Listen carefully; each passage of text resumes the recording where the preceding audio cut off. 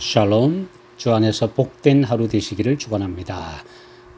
다니엘서 10분 강해 44회째입니다. 오늘은 다니엘서 5장의 네 번째 강의로 하나님의 손가락이라는 주제로 우리 말씀을 나누겠습니다.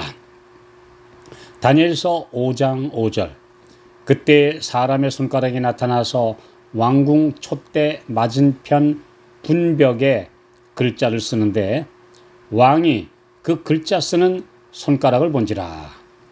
다니엘은 벨사살 왕에게 그 손가락의 주인공은 그들이 방금 전까지 모독한 창조주 여호와시라고 선언했습니다. 다니엘서 5장 22절로 24절, 벨사살이여 스스로 높여서 하늘의 주제를 거역하고 그 전 기명을 왕의 앞으로 가져다가 왕과 귀인들과 왕후들과 빈궁들이 다 그것으로 술을 마시고 왕이 또 보지도 듣지도 알지도 못하는 금, 은, 동, 철과 목석으로 만든 신상들을 찬양하고 도리어 왕의 호흡을 주장하시고 왕의 모든 길을 작정하시는 하나님께는 영광을 돌리지 아니한지라. 이러므로 그의 앞에서 이 손가락이 나와서 이 글을 기록하였나이다. 성경에는 하나님께서 그분의 손가락으로 직접 만드시거나 쓰신 사건이 몇 차례 언급되어 있습니다. 다음은 그분의 손가락이 언급된 성경의 사례들입니다. 그분께서 우둔하고 깨닫지 못하는 인생들에게 직접 자신의 존재와 능력을 보여주시기 위해 임재하신 경우입니다. 또 그분이 세우신 질서인 십계명도 직접 돌 위에 쓰셨습니다. 시편 8편 3절에는 주의 손가락으로 만드신 주의 하늘과 주의 베풀어 두신 달과 별들을 내가 보니 라고 노래합니다. 하늘과 우주 만상이 그분의 손가락으로 만든 작품이라는 말은 그분의 능력의 위대함을 인간들의 언어로 표현하는 것입니다. 즉 그분께서 가리키시는 바대로 만물이 그대로 창조되었다라는 말씀입니다. 출애굽기 8장 19절, 술객이 바로에게 고하되 이는 하나님의 권능이니이다. 우리 난회주에는 이것은 하나님의 손가락이니이다 라고 말했습니다. 모세를 통해 나타난 초자연적인 기적을 본 애굽의 술객들이 그분의 능력 앞에 항복하는 표현입니다. 그들은 마술로 사람들 앞에 눈속임만 했을 뿐이었는데 실제적인 하늘의 권능을 본 순간 이것은 하나님의 손가락이라고 인정할 수밖에 없었습니다. 출애굽기 31장 18절, 하나님께서는 시내산에서 두 돌판에 십계명을 손가락으로 친히 새겨 쓰셨습니다. 이 위대하신 분이 친히 새기신 십계명을 함부로 폐했다거나 감히 그중 일부를 바꾼 사람들은 누구입니까? 또 인간들이 변개한 그 계명을 그대로 따르는 군상들은 도대체 무슨 짓을 하고 있는 것입니까? 엄숙하게 생각해 봐야 할 문제입니다. 성경에 기록된 말씀 그대로 순종하시기 바랍니다. 누가복음 11장 20절, 그러나 내가 만일 하나님의 손을 힘입어 귀신을 쫓아내는 것이면 하나님의 나라가 이미 너희에게 임하였느니라. 킹 제임스역에는 역시 하나님의 손가락이라고 번역되어 있습니다.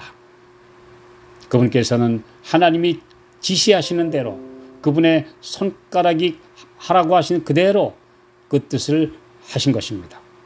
이 땅에 사용하신 모든 능력이 곧 하늘 아버지의 가리키시는 대로 그분의 능력을 힘입어 하신 것이라는 말씀입니다. 요한복음 8장 1절로 9절에는 간음하다가 붙잡혀 온 여인을 고소한 사람들 앞에서 예수께서 허리를 굽혀 땅에 손가락으로 쓰시자 그들이 양심의 가책을 받아 다들 도망간 기록이 나옵니다. 그분은 흙에다 무엇을 쓰셨을까요? 그 고소한 자들의 파렴치한 그 인간들의 은밀한 죄를 쓰셨습니다. 그분은 우리들의 죄도 은혜의 기간 동안 쉽게 지워지는 흙에 기록하십니다. 그리고 회개하면 미가서 7장 19절 우리의 죄를 발로 밟으셔서 지워주시고 깊은 바다에 던지심하고 말씀하십니다. 그러나 자비의 한계를 넘어가면 그 손가락은 엄중한 심판을 선언하십니다. 그분의 지적을 누구도 피할 수 없습니다. 히브리서 4장 13절 오직 만물이 우리를 상관하시는 자의 눈앞에 벌거벗은 것 같이 드러나느니라. 죄 지은 자들은 누구나 심판자 앞에서 공포에 사로잡힐 수밖에 없습니다. 열왕기상 21장 20절 아합이 엘리야에게 이르되 나의 대적이여 네가 나를 찾았느냐? 대답하되 내가 찾았노라. 내가 스스로 팔려 여호와 보시기에 악을 행하였으므로.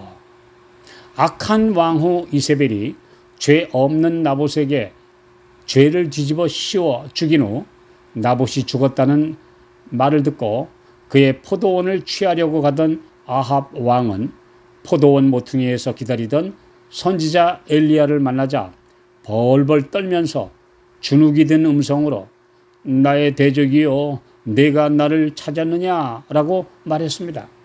저지른 죄에 대한 두려움에 제발이 저린 모습입니다. 엘리야는 그에게 심판자였습니다.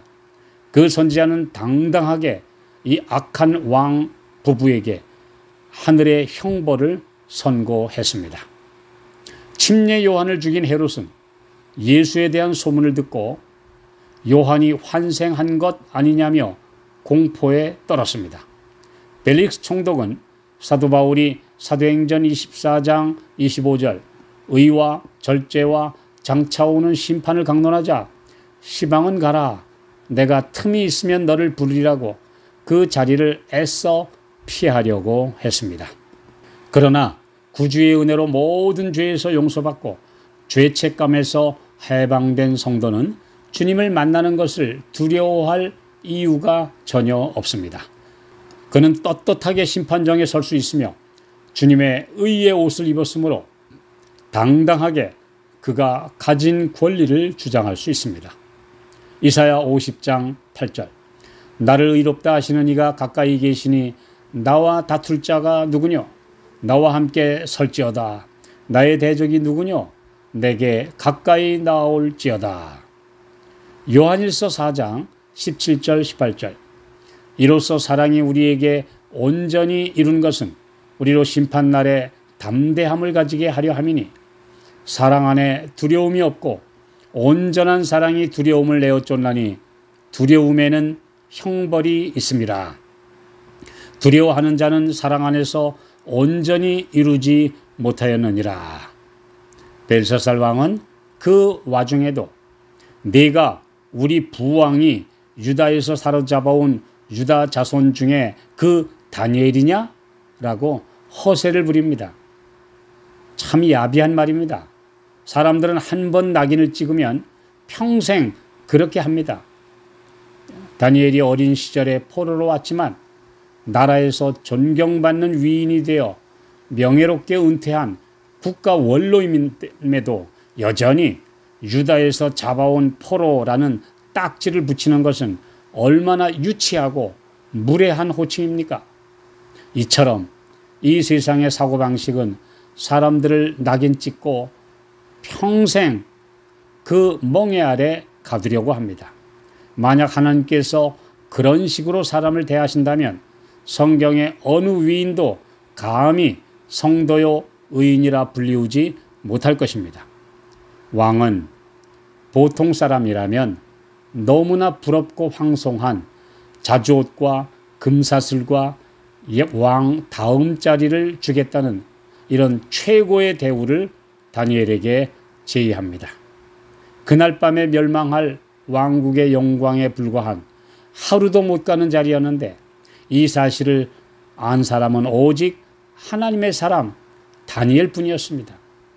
코람데오 하나님의 면전에 내가 있다. 이런 사실을 기억한 선지자의 참으로 존경스러운 모습을 다시 한번 생각해 보게 됩니다.